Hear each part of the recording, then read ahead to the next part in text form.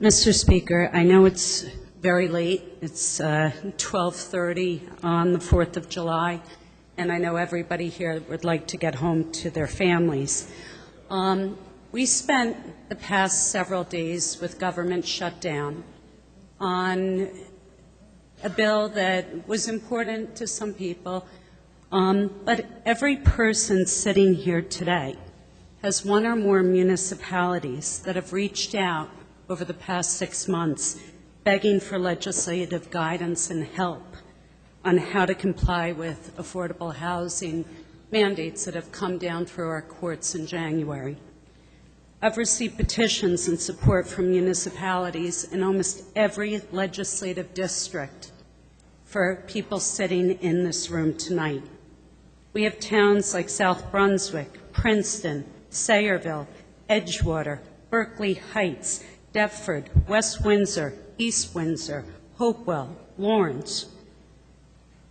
Through the Speaker, I'd just like to read a couple of the items of public support for legislative action that I've received from mayors across the state.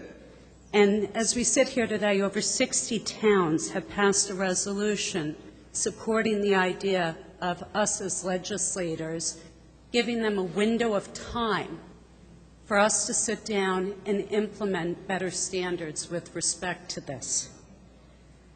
Mayor Sal Bonacorso of Clark in District 22 said it's time for state legislators to do their job, pass common sense affordable housing rules that won't overwhelm the budgets and infrastructure of municipalities.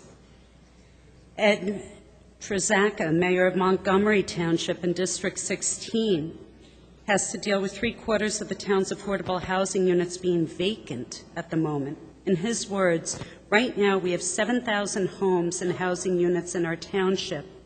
If Fair Share gets their way, there's 5,000 units. It's close to doubling the size of our population. This is insanity. We have no market for such housing. The influx of affordable housing would overwhelm the township's infrastructure, greatly increase property taxes, and burden the school system while negatively impacting the quality of life. Joanne Minichetti, who's one of the mayors of a municipality I represent, penned a letter signed by 12 mayors begging for help. She said, very rightfully so far only attorneys, planners, and developers have benefited from the uncertainty on this issue. If the tax dollars New Jersey municipalities are spending on mandated action plans, court-appointed masters, as well as necessary studies and professionals could be actually used to build housing, repair roads, or pay into the pension system, New Jersey might not be in the sorry shape that it is today. The legislature and the governor have shirked their duty on this issue for far too long, leaving municipalities at the mercy of the courts and developers, and we have been begged to take action. Our lack of action is hurting every single one of our towns and our constituents. And I get why we may not want to move things forward. I think most people in these chambers know me and know that my intentions and my heart is in the right place in seeking reforms on this. But yet over the past couple of months, I've been called a racist. I've been called a supporter of xenophobia. I've been told I don't want those people in my backyard. And it's totally false and really wrong.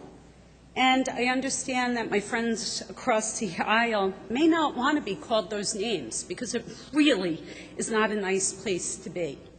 And it does hurt your feelings.